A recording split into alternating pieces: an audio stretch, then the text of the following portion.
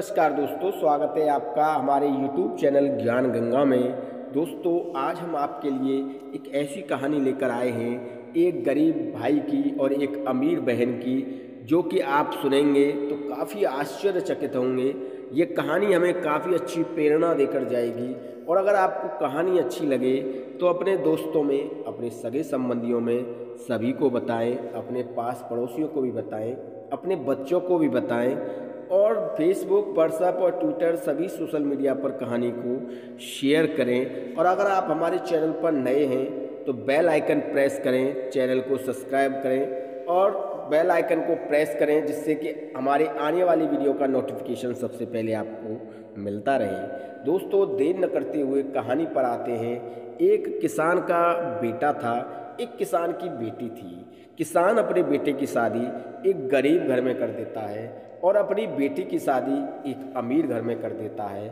और इतने अमीर घर में करता है कि उस घर में धन दौलत संपत्ति किसी भी चीज़ की कोई कभी कमी नहीं थी। और उसकी बहन जो थी वो अपने भाई को अपने आगे ज़्यादा तवज्जो नहीं देती थी, क्योंकि उसका भाई काफ़ी गरीब था और बहन जो थी वो काफ़ी अमीर थी। वो काफ़ी अच्छे पैसे वाले घर में थी, जहाँ पर किसी बात की कोई कमी नहीं थी।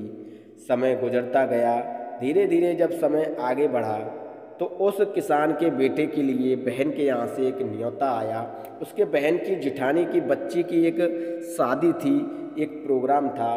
तो जब न्योता आया तो वो काफ़ी सोच विचार करने लगा कि मैं कैसे वहाँ पर जाऊँ, कैसे इस गरीबी में अपनी बहन के दरवाजे पर जाऊँ। जब वो ये सोचने लगा तो उसने फिर जाने का मन बना लिया और अपनी बहन के यहाँ जाने के लिए उसने काफ़ी अच्छी अच्छी साड़ी और कपड़े उनके लिए खरीदे। तब वो वहाँ पहुँचता है अपनी बहन के ससुराल में। तो जैसे ही वो दरवाजे पर पहुँचता है, उसकी बहन की जो जेठानी थी वो उसे जाकर बताती है कि देखो, तुम्हारा भाई आया है और अपने भाई का स्वागत करो, उसका आदर सम्मान करो, उसे जलपान कराओ। तो उसकी बहन ने कहा, हमने तो उसे न्योता नहीं दिया, वो यहाँ ऐसे कैसे आ गया। तो उसकी बहन ने दरवाज़ा खोला और दरवाजे पर जब अपने भाई को देखा फटेहाल कपड़ों में, गरीबी में, तो उसकी बहन ने भी उसे काफ़ी बुरा भला कहा और कहा, तुझे यहाँ किसने बुलाया, तुझे मुझ पर जरा भी दया नहीं आई जो तू इस फटेहाल कपड़ों में चला आया, और यहाँ पर लोग क्या कहेंगे, मेरे बारे में लोग क्या सोचेंगे। इस तरीके से उसकी बहन उससे कहने लगी। और फिर इसके बाद उस बहन ने अपने भाई को अंदर बुलाया, अंदर कमरे में ले गई और वहाँ जाकर बिठाया और कहा, मैं ये कमरा बंद किए देती हूँ, अब तू इस कमरे से बाहर नहीं निकलेगा जब तक हमारे यहाँ जो शादी का प्रोग्राम चल रहा है, ये इस प्रोग्राम जब तक ख़त्म नहीं होगा तो इस कमरे के अंदर ही बंद रहेगा। उसका जो भाई था वो काफ़ी शर्मिला था, काफ़ी शांत स्वभाव का था। गरीबी के आगे वो कुछ अपनी बहन से कह न सका और उसकी बहन ने वो दरवाज़ा बंद कर दिया। कई दिनों से बीमार, भूखा, प्यासा वो किसान का बेटा उस कमरे में ही पड़ा रहा और इतना ज़्यादा थक गया, परेशान हो गया कि वो उस कमरे में ही बेहोश होकर गिर पड़ा, क्योंकि उसे 3 दिन से खाना नहीं मिला था, पानी नहीं मिला था। तो वो काफ़ी भूख से तड़पता हुआ उस कमरे में बेहोश हो गया। जब 3 दिन हो गए तो जो उसकी बहन की जिठानी थी, उस किसान के बेटे की जो जिठानी थी, वो जो है उस कमरे को खोलती है। और कमरे को खोलती है तो वो क्या देखती है कि मेरी देवरानी का जो भाई है वो कमरे में बेहोश पड़ा है। जैसे ही वो उसने उसे उठाने की कोशिश की और वो होश में आया किसान का बेटा, तो उसने उसका कारण पूछा। तो शर्म के मारे वो लड़का कुछ बता न सका, क्योंकि अगर वो बताता तो उसकी बहन की काफ़ी बदनामी हो जाती कि उसकी बहन ही उसे यहाँ पर बंद करके गई है। ऐसा करने से उसे काफ़ी पीड़ा होती, इसलिए उसने कुछ नहीं बताया। उसने कहा, दीदी, हम इस कमरे में आकर बैठ गए थे और बाहर से कोई कमरे का ताला लगा गया था, इसलिए हम इसी में बैठे रहे और भूख प्यास की वजह से हमारे प्राण सूख गए और हमें चक्कर आने लगे और हम गिर पड़े यहीं पर, और तब से हम इसी कमरे में बंद हैं। जब उसकी बहन की जेठानी ने ये बातें सुनी तो उसे बाहर निकाला और उसे खाना पीना खिलाया और खाना पीना खिलाकर उसे हंसी खुशी विदा किया। जब वो उस घर से चला तो वो काफ़ी मायूस था, उसकी आंखों में आंसू थे। वो सोचने लगा कि बताओ, मैं अपनी बहन के यहाँ पर गया, मेरा कोई आदर सत्कार नहीं हुआ, मुझसे मेरी बहन ने काफ़ी बुरा भला कहा। अब मैं अपने घर पर जाकर क्या जवाब दूंगा, कैसे अपनी पत्नी को समझाऊंगा। यह सोचते हुए वो जा रहा था कि रास्ते में भूख की वजह से और कुछ ज़्यादा सोचने की वजह से उसे चक्कर आ गया। और चक्कर आकर जैसे ही वो गिरने लगा तो एक बूढ़ी माँ ने उसे संभाल लिया और उस बूढ़ी माँ ने उसे अपनी गोदी में बिठा लिया। अपनी गोदी में बिठा लिया तो अपना सर गोदी में रखकर सोने लग गया। और सोने के बाद जब उसकी आंखें खुली तब उसने कहा, हे माता, आप कौन हैं, कहाँ से आई हैं, मैं कहाँ पर हूँ। तो उस बूढ़ी माँ ने कहा, बेटा, तुम मेरी गोद में हो, तुम रास्ते में जा रहे थे, तुम्हें चक्कर आ गया था, तुम गिर गए थे और मैंने तुम्हें उठाकर अपनी गोद में बिठा लिया और अब तुम आराम से हो, तुम्हें कोई परेशानी नहीं है। और तुम कहाँ से आए हो, क्यों इतना परेशान थे। तब उसने अपनी परेशानी का कारण बताया। ऊपर एक डाल पर नीलकंठ बैठा हुआ था अपने जोड़े में। तो नीलकंठ ने कहा, देखो, ये किसान का बेटा है, इस पर काफ़ी गरीबी है, इसकी बहन ने इसे दुत्कार दिया है और ये जो बूढ़ी माँ है ये एक देवी माँ है, ये कोई साधारण माँ नहीं है। इस किसान के बेटे की जो पत्नी है वो काफ़ी भक्ति करती है, हद से ज़्यादा भक्ति करती है ईश्वर की। तो उसी का ये आज फल है जो ये बूढ़ी माँ इसका सहारा बनी है। और वो नीलकंठ सुनता रहता है जो बूढ़ी माँ में और उस बेटे में बातचीत हो रही थी। तो वो रोता हुआ अपनी पूरी दास्तान, अपनी बहन की पूरी कहानी उस बूढ़ी माँ को बताता है। बूढ़ी माँ भी काफ़ी परेशान हो जाती है। वह कहती है, कोई बात नहीं बेटा, समय आता जाता रहता है, आज तुम पर गरीबी है, कल को अमीरी भी आएगी। और अब तुम घर जाओगे तो अपनी पत्नी से क्या कहोगे कि मेरी बहन ने मुझे कुछ नहीं दिया, मैं ऐसे ही चला आया। ऐसा करो, मेरी बारी है यहाँ पर, मेरा खेत है यहाँ पर और मेरे इस बगीचे में से तुम कुछ फल ले आओ और अपनी पत्नी को जाके दे देना और कह देना कि ये फल मुझे मेरी बहन ने दिए हैं। तो वो किसान का जो बेटा था उस बुढ़िया की बात मान लेता है और उस देवी माँ की बात मानने के बाद वो वहाँ से ककड़ी, खीरा और जो है खरबूज, तरबूज, ये सब उस बगीचे से ले जा कर के और कट्टे में भरकर अपने घर के लिए चल देता है। और चलते चलते जब वो अपने घर पहुंचता है तो वो अपनी पत्नी को उस बोरे को दे देता है कि ये देखो, मेरी बहन ने मुझे ये सब दिया है, यहाँ इसमें खरबूजे हैं, तरबूजे हैं, ककड़ी हैं, काफ़ी सामान है इसमें। उसकी बहन, उसकी जो पत्नी थी वो उस बैग को अंदर ले जाती है, उस बोरे को, और अंदर ले जाकर वो खोलती है तो उसमें देखती है कि उसमें हीरे जवाहरात, सोना चांदी काफ़ी कुछ भरा हुआ था। जब वह अपने पति को बताती है, उस किसान के बेटे को बताती है कि इसमें तो काफ़ी हीरे जवाहरात हैं और ये तुम कहाँ से लेकर आए हो, तुम्हारी पत्नी ने तो तुम्हारी बहन ने तो तुम्हें माला माल कर दिया। तो ये जब किसान का बेटा देखता है तो वो कहता है कि चलो, जो भी बहन ने दिया है उसे स्वीकार कर लो। किसान का जो बेटा था वो समझ जाता है कि जो बूढ़ी माँ मुझे रास्ते में मिली थी वो कोई साधारण माँ नहीं थी, वो एक देवी माँ थी और उसके चमत्कार से ही यह सब हुआ है। समय गुजरता है तो वो किसान का जो बेटा था वो सोने चांदी, हीरे जवाहरात को बेचकर एक बड़ा व्यापार करता है और उस व्यापार से काफ़ी अच्छा पैसा कमाता है और उसके पास अब धन दौलत की कोई कमी नहीं रहती है। काफ़ी अच्छा आलीशान बंगला होता है, उसमें नौकर चाकर होते हैं, हर तरह से उसकी काफ़ी अच्छी मौज आने लगी, काफ़ी अच्छा पैसे का वैभव उसके पास हो गया। जब समय गुजरता जाता है दोस्तों, तो उस किसान के बेटे की जो पत्नी थी उसने कहा, सुनिए, आप मेरी बात सुनिए, हमारी एक ननद है, काफ़ी समय से वो मायके नहीं आई, आप ऐसा कीजिए, अपनी बहन के यहाँ जाइए और उन्हें ले आइए, वो काफ़ी समय से आई नहीं है तो वो अपने मायके भी घूम जाएंगी। यह बात जब किसान का बेटा सुनता है तो काफ़ी खुश होता है वो कहता है चलो कोई बात नहीं, हम अपनी बहन को ले आते हैं, वो यहाँ कुछ समय रह जाएंगी। जब किसान का बेटा अपनी बहन के यहाँ पर पहुँचता है तो उसकी जेठानी देखती है कि काफ़ी अच्छा हिसाब किताब बन गया था उस किसान के बेटे का, एक राजा की तरह वो दिखता था, गाड़ी घोड़े नौकर चाकर सब उसके साथ जाते हैं। तो उसकी जो जेठानी थी, उसकी बहन की जो जेठानी थी, वो उसकी देवरानी से कहती है कि देखो तुम्हारा भाई आया है, अब तो तुम्हारे भाई गरीब नहीं रहा, काफ़ी पैसे वाला हो गया है।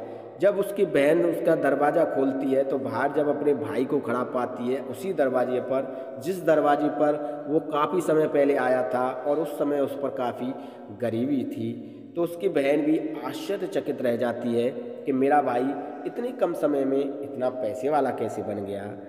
तो उसने अपने भाई से इसका कारण पूछा तो उसके भाई ने कहा कोई बात नहीं है बहन, समय आता जाता रहता है, हम कभी गरीब थे, आज हम अमीर हो गए हैं। और आप ऐसा कीजिए, आप काफ़ी समय से मायके नहीं गई हैं, आप हमारे साथ चलिए, हम आपको लेने आए हैं, आपको भी मायके की याद आती होगी। तो उसकी बहन इस बात को मान लेती है और हंसी खुशी अपने भाई के साथ अपने मायके के लिए चल देती है।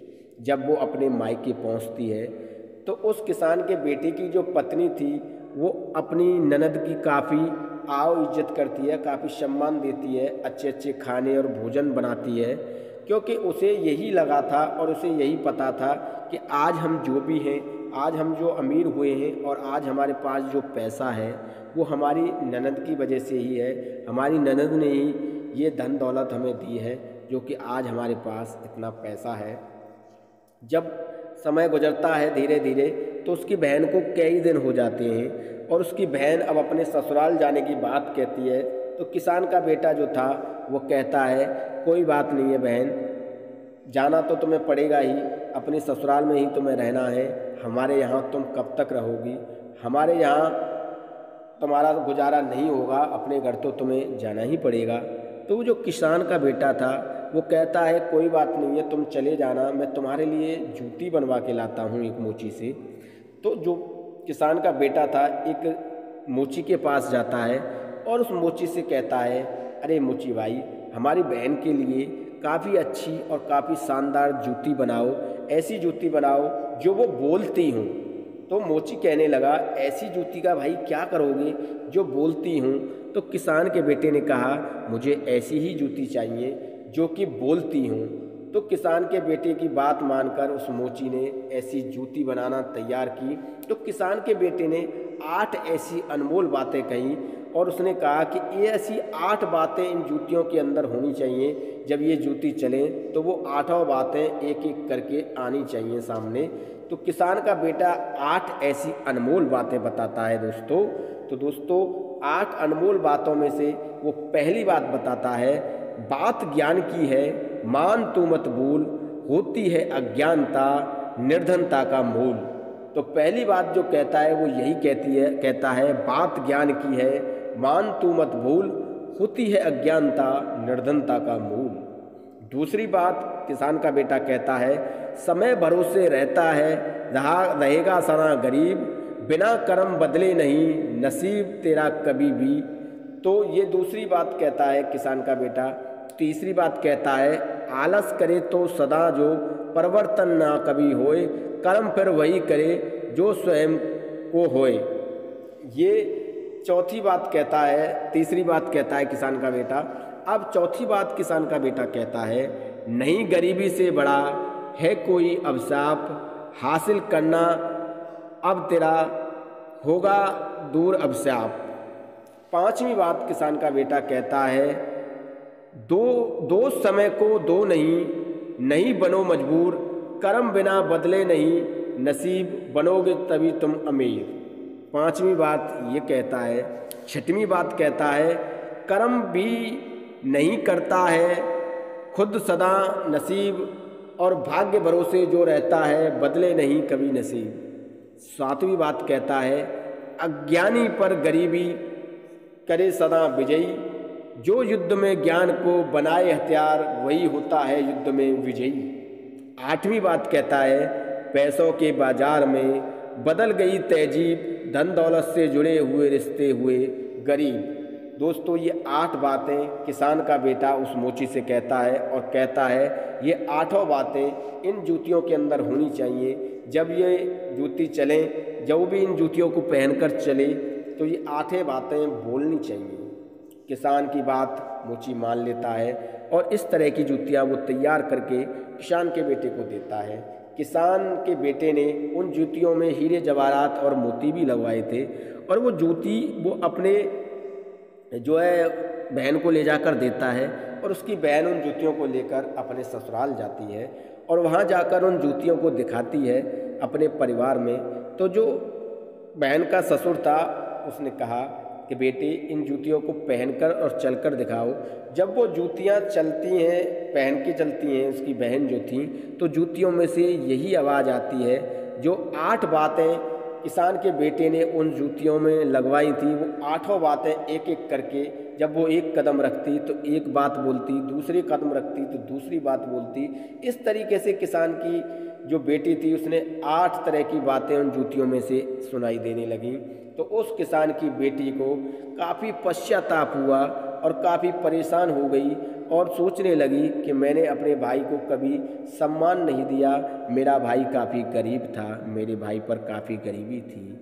ये बातें जब जूतियाँ बोलती हैं तो वो काफ़ी परेशान हो जाती है और वो अपने भाई के यहाँ जाती है और अपने भाई से जाकर माफ़ी मांगने लगती है।